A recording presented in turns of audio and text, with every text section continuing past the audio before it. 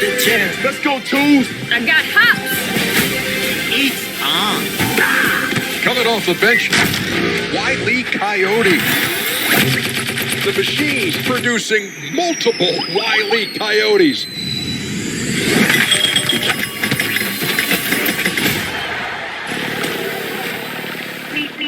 Well, that happened.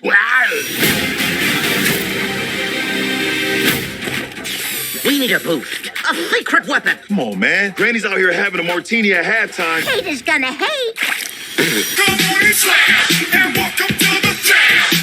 Come on and slam, if you want to jam. Welcome back to Kris Vents. I'm your host, back with Dom the Disembodied Discord voice, and today's going to be a rather interesting one, because today we're talking about an actual new release, as in this movie just dropped yesterday.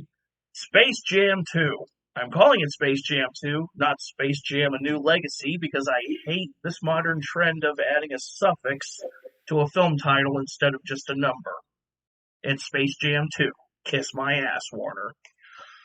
Chris is chronologically confused about the Space Jam. I am nowhere near as I'm not James Rolfe. So, Dom, as you're already well aware through our private conversations, I was not looking forward to seeing this movie. No part of me wanted anything to do with it because the original Space Jam, and I still kind of hate that I now have to say the original Space Jam, is a movie that I grew up on. It's a childhood favorite of mine, and all the haters can kiss my ass. That movie is a good time. Is it as good as Who Framed Roger Rabbit? No, but it's still a reasonably good time.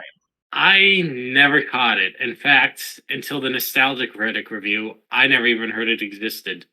I never got that into Looney Tunes. And And see, what's I more, was a Looney Tunes kid, so of course I'm going to see it. And my dad was a huge Michael Jordan fan and a huge Chicago Bulls fan. and I'm not into sports at all, I was about to say. So that's the other half of it. It's supposed to take two cool things and put them together, and I'm not a fan. I don't hate them, but I never got into either one of them. This movie's that first movie was the only time in my life I ever gave a shit about basketball. Now, the other reason I was so not in favor of a second Space Jam was because the way I am with sequels is if you have a movie with sequel potential and you take longer than 5 or 6 years to generate said sequel, it's time to throw that idea in the bin and go make something else. But no, I don't know anybody on planet Earth that was asking for a Space Jam sequel, not 5 years later, not 6 years later, 25 years after the first movie's release. I mean, that's not the worst example of delayed sequelitis in cinematic history. Wasn't that Peter Pan thing like 50 years? I don't know. Yeah, Disney's way worse with that than most of Hollywood is. That whole weird string of direct-to-video sequels to movies that were 50 or 60 years old in the late 90s, early 2000s. That was a bizarre period. That's a different thing, though. I submit there's no actual correlation between speed of a sequel, unless it's like less than a year later or something like that, and quality. Because those straight to video Disney sequels came out very quickly in a lot of those cases, and look what happened there. And you, by your conversation, intimated that you liked this one more than you thought you would. So apparently, being delayed a long time didn't sink it. Yeah, I guess the best way I describe this movie is I considered it a pleasant surprise. I don't think it's better than the first movie. It has a lot of the same flaws that the first movie has, but I was reasonably entertained by it. More than I thought I would be. Like, it's still weapons-grade cringe at parts. Even the first movie was like that. And I know a lot of critics are complaining about a lot of blatant product placement, especially because this movie features a lot of past Warner Brothers IPs kind of floating in and out of the movie. The first movie wasn't exactly safe from product placements. Off the top of my head, the one scene that sticks out is when Michael Jordan is getting ready to go to a baseball game, and his manager slash publicist Wayne Knight comes into his hotel room and says, and I quote, "Get your Hanes on, lace up your Nikes, grab your Wheaties and your Gatorade, and we'll pick up a Big Mac on the way to the ballpark." I read about that. Because that was all stuff that Michael Jordan was a spokesman for in 1996. I read about that line as I was reading up, doing my research before the episode, and that was meant to be like a parody, or so they say, of product placement. A goof. Yeah, probably a lot less subtle than when Wayne's World did a scene spoofing product placement. Oh, they act like they're joking. It has the cadence of a joke, but it also achieves what they really want, which is to hawk it anyway. Yeah, in this movie's case, the common critique that I see of featuring a heavy use of Warner Brothers IPs. Well, first we have to start with what the movie is about. The movie is about LeBron James, who is the current king of the NBA. Some actually compare him to Michael Jordan. I don't watch basketball either, so I don't know if that's true or bullshit. It hardly matters. It hardly matters, exactly.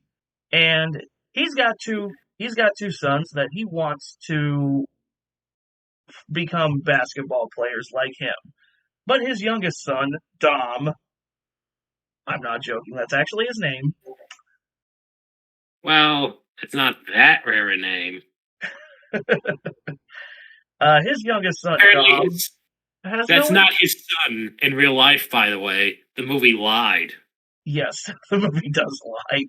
He doesn't want to play basketball. He wants to be a video game developer. LeBron sees no value in that because he's one of those parents who wants to pick his kid's future for them, which already made me want to punch his head clean off his shoulders. Because every time I see that trope appear in a movie, I just want the parent to immediately die in a lake of fire. I don't know why that is, but I hate that trope so much. It's not very clever. No, so it's about a week prior to LeBron sending his son off to basketball camp, and LeBron gets invited to Warner Brothers Studios for some kind of movie deal. I'm blanking on what it is because this part of the movie just kind of, I admittedly, I kind of zoned out, but it was some kind of presentation where they have this new technology that can just beam LeBron's likeness straight into a movie. So it's like you've got LeBron in the movie, but you don't have LeBron in the movie. You can like beam him into a Batman movie or a Harry Potter movie. It's one of the dumbest things I've ever heard in my life, but it's created by Warner's computer server, Algorithm. That I did not make that up. Algorithm, who's played by Don Cheadle for some reason. The Don Cheadle thing is the only out of place thing here. I just gotta comment that there's a lot of movies nowadays, and it doesn't even matter the genre or franchise.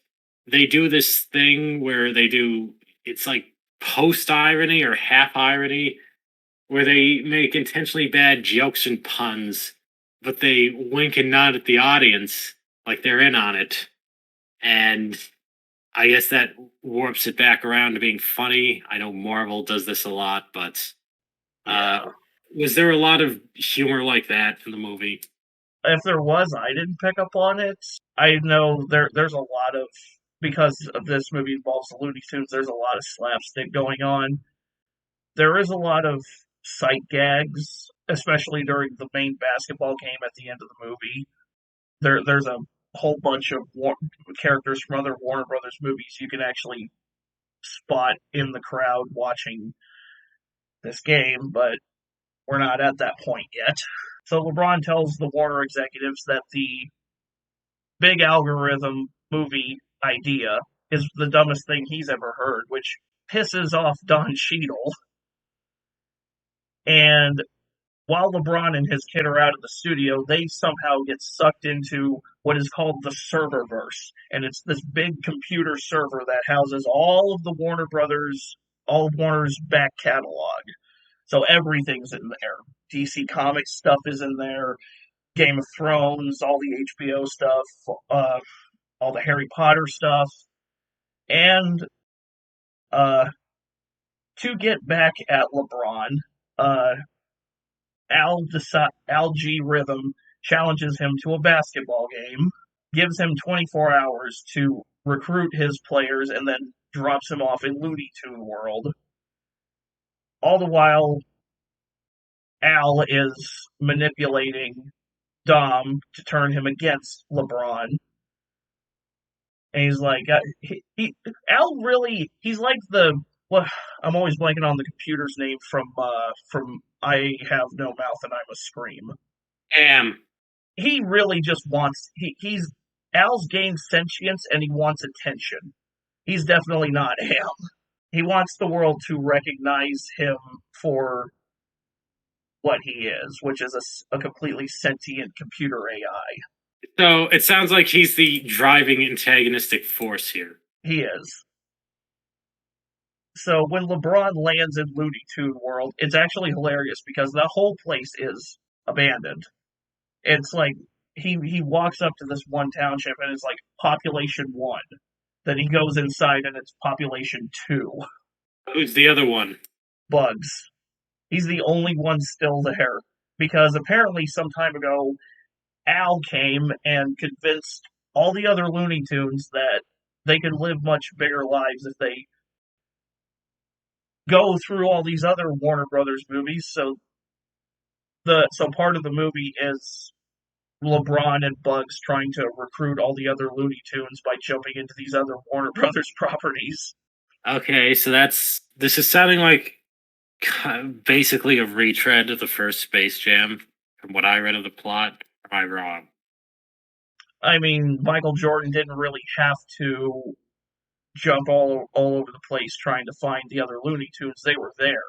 They just needed, they pretty much snatched him up from his golf game so he could help them not get enslaved by aliens and be forced to work at an alien amusement park forever. Sort of kind of different narrative here. I do love some of the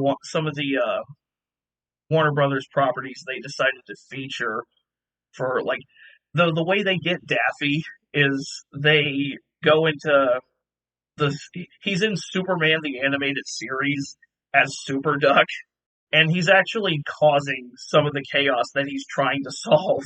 Like, he hijacks an L train that's going to crash into an orphanage just so he can be the Super Duck and save the day, with Porky Pig standing at the side with a camera. He's like, this is how I'm going to get into the Justice League. They find Granny and Speedy Gonzalez in the Matrix, which was hilarious because Granny is Trinity for some reason, and Speedy Gonzalez is Neo, which was odd, but I'll accept it. They find Roadrunner and Wile E. Coyote in Mad Max Fury Road. There was Yosemite Sam in Casablanca in place of Humphrey Bogart. How long does this all take? I think it's roughly about 15-20 minutes of screen time that they spend trying to find the other Looney Tunes. The last one they find is Lola Bunny, who apparently is about to be initiated into the Amazons from Wonder Woman when they find her, which is the most oddly, apart from the Roadrunner and Wile E. Coyote bit in Mad Max, Lola being with the Amazons is the most oddly appropriate one of the whole bunch. All right, so what happens once they're gathered together again? Well, LeBron is trying to teach them how to play basketball because it's been 25 years and they're a little rusty. And of course, they're Looney Tunes, so they want to fuck around. and LeBron's the you're gonna do my shit my way kind of guy, which doesn't exactly work out well for them when they get to Al's little basketball game at the end. So the basketball game is a really interesting one because LeBron's son has actually designed his own video game. He's in the final stages of it, and kind of it's kind of his own idea of a basketball game, but with power ups and combos and whatever. It's more than just shooting a ball through hoops. And Al takes that basic concept and manages to convince Dom to use the likenesses as avatars of certain big name NBA players, none of whom I recognize because I don't watch basketball. And it's in the trailer, but they all have some sort of like animalistic, they're all like hybrids. Like there's one player who's kind of got a snake body. There's one with tarantula body. There's a dude who's made out of fire and water, just depending on what's convenient to the situation. There's a guy with wings, he's the Vulture from Spider-Man, except the wings are real. And they got a guy who can manipulate time, who they only roll out specifically when they want to. There's a whole mess of different styles of animations throughout the movie. Like you got your basic Looney Tunes cartoon. When they get into Superman world, it's animated like that show was. I think I preferred the animation in the first movie a lot more because it was mainly one style, and the art style on the Looney Tunes was more airbrushed to make it more like a Who Framed Roger Rabbit type movie. When they get to the big basketball game at the end, everybody except LeBron, who's just been a 2D character sprite the entire movie, all the Looney Tunes turn into like full CG models. Which sounds like it should not look right, but it actually kind of works. Like it's really sharp, really clean CGI, which Warner Brothers has been doing really good on the CGI front in their movies the last few years. They've had a quarter century to improve from the last one. Yeah, and the first movie didn't exactly have earth-shattering special effects, but it worked where it was necessary. I love when Daffy gets the full CG treatment and he just looks at himself and goes, "Ooh, I look expensive." It's like, well, you kind of are. So the art design gets a pass here. Yeah, the art design really, really does work in this one. And it's great to see 2D animated characters and hand-drawn animated characters again, because as good as the CGI Looney Tunes look, I will always have a strong preference for hand-drawn. Yeah, I personally prefer that, but there's a more artistic purity to hand-drawn versus CGI. And I think hand drawn in a lot of cases just looks better, but that's a topic for another time. It does. It does, from an objective standpoint. Even if it's cheap, it still looks better than cheap CGI. And this movie doesn't have cheap CGI, though. It looks like they went all out. There are entire frames of this movie. The cinematography worked as well, like wherever it was necessary for them to have a camera ready, because there are entire frames in this movie that look like they could be ripped straight out of a comic book panel, which Warner's been doing that with a lot of their movies at least since Man of Steel. A lot of the bigger budgeted, high scale movies have a lot of comic book framing in them. It sounds like the writing you enjoyed the writing and all this. At least the jokes landed with you. What else is there? Yeah, the jokes don't always land, but when they do, like, I was laughing a lot more times than I thought I would. Not every single one of them were full metal cringe. There was one that I feel like whoever greenlit that scene should have been fired, and it was when uh, it's during the game. It's during the basketball game. Al starts trash talking the Toon Squad, and suddenly it's like it turns into an impromptu hip hop round, and Porky Pig, aka Notorious P.I.G. The movie literally stops dead in its tracks for like a minute or two, just so Notorious P.I.G. can spit bars. That sounds awful, and not in a good, so bad it's a good way. Yeah, I was just like, whoever came up with that needs to be fired.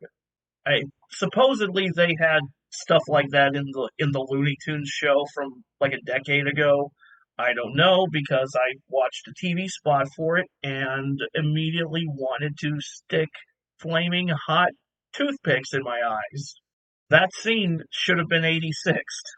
So Pepe Le Pew's scene gets removed completely from the movie, but that scene manages to make it in.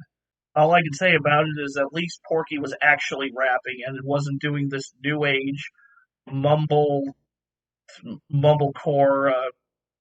overly auto-tuned bullshit that's so big on SoundCloud right now. Yeah, that strikes me as another joke where it's bad, but they hedge their bets by winking at the audience. So if you liked it, great. If you don't like it, well, you weren't supposed to. So that means you really that bullcrap. What about the acting from the VAs and also from James? Well, the voice acting was perfection. Uh, Everybody sounded exactly like the Looney Tunes are supposed to. I was really interested when I saw that Zendaya was playing Lola because I'm thinking, well, she was a largely, apart from a few scenes, apart from a few bits during the basketball game at the end of the first one, Lola was kind of not really there in the first movie. She's kind of more of a character in this one. I don't feel like she's used as much as she could be because she's supposed to be Bugs' girlfriend. So how about we get a little screen time with them, even if you have to 86 Porky Pig's rap scene. That sounds like it'd be terrible. Bugs Lola romance. Well, maybe it would be terrible, maybe it wouldn't be. Bugs, Daffy, Porky, all these characters, they sound exactly like they're supposed to. LeBron's acting was, I won't say it's on par with what you can expect from an athlete who's acting, but he clearly had better acting coaches than Michael Jordan did. He has a lot more energy in his performance where it's necessary. He's kind of an asshole in this movie. I hope he's not that. I hope he's not that big of an asshole father in real life. I feel like LeBron. I feel like Michael Jordan in the first movie. LeBron is very aware of the kind of movie he's in, and he's just saying screw it and having fun with it. So there's no doing this for the art. Warner Brothers greenlit a Space Jam sequel that released 25 years after the first movie. I don't think there's any art present and accounted for around here.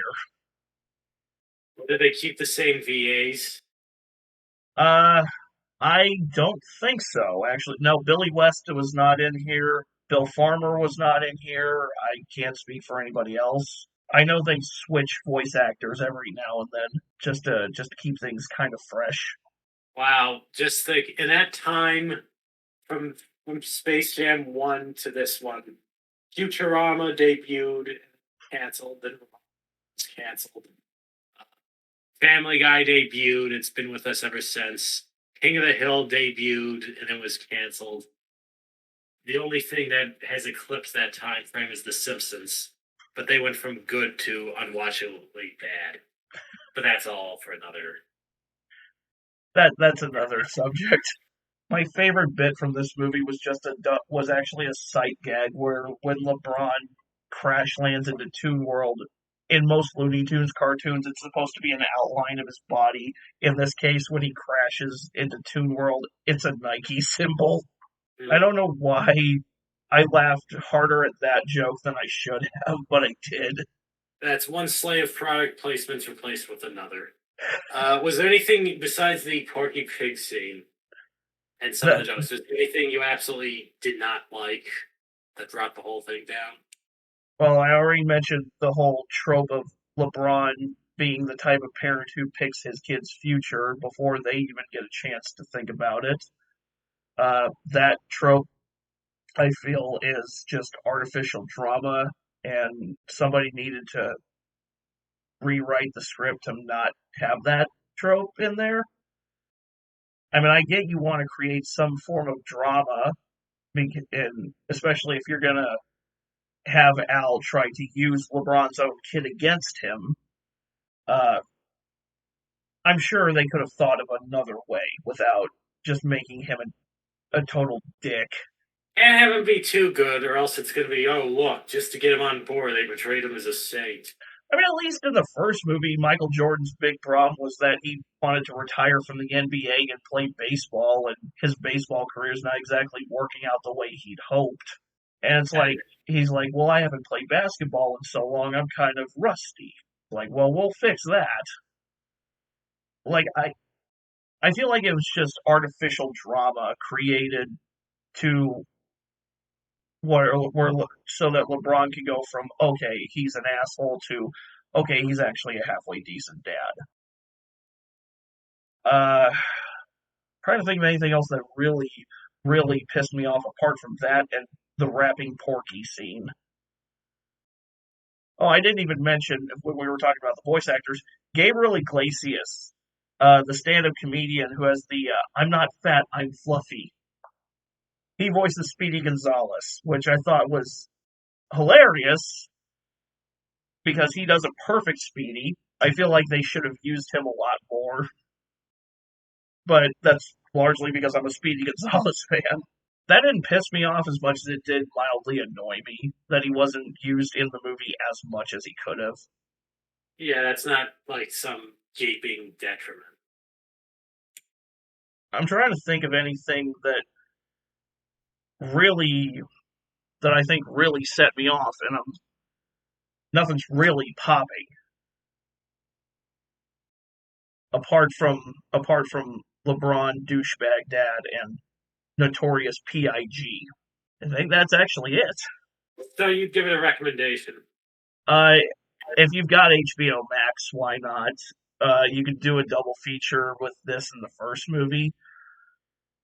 I mean, if you want to take the kids to go see it in the theaters, why not? But I would suggest a matinee screening over going at night when the prices are the highest. Like, go on a discount. If your theater has a discount day, or a $5 Tuesday, maybe. Other than that, I've really got nothing to add. Yeah, I just from what I read and from your summation, that sounds like a sensible recommendation to me. Okay, so that is going to do it for this edition of Kris Vents. Thank you guys for watching, and next week, in honor of the upcoming G.I. Joe Snake Eyes movie, we are going to be talking about Rene Perez's directorial debut, War Machine, which I'm only saying this because, based on the Amazon reviews, this movie might as well be a G.I. Joe fan film. So we'll see you then. Everybody get up, it's time to slam now. We got a real jam going